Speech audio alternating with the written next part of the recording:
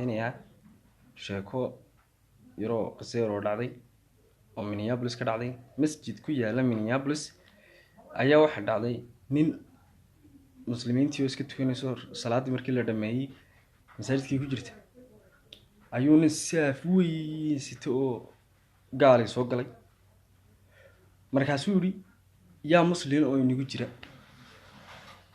dadkii buu weydiiyay ninkasta dib u baqdo oo aamusa nin qura ayaa dhabar adeegay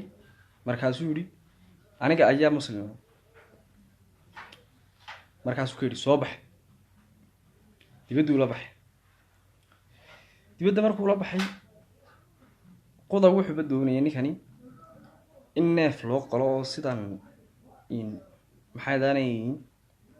loo xalaaleeyo loogu xalaaleeyo ee muslimiinta in isla markaana loona maqaar saaro sidan Soomaalidu maqaar saarato markaasuu neefkii u gowracay markuu soo dhameeyay oo gowracay ayuu yiri bas anuu intii gowracii uu dhameeyay ninkii in maqaar saarkana qof kala u yeedhan markaasuu ninkii hay ku yiri in uu soo noqday ninkii isagoo sita saaf ninkii wuxuu ku yiri neefkii dil joog halkii neef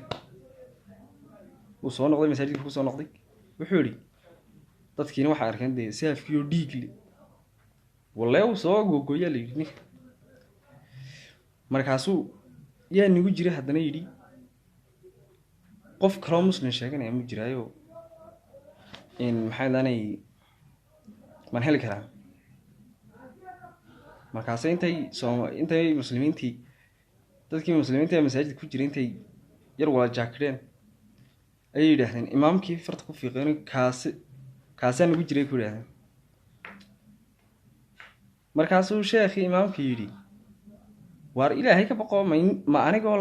laba ragcadood ma nitijiyay labada ragcadood bal muslim u noqonaya macnaha odaygu isbaraxay meesha waxa uu boodaya in la isgogooyay markaasay in ninkii uu soo kaxeeyay u keenay markaasuu sheegay hadafku lahaa iyo danta uu lahaa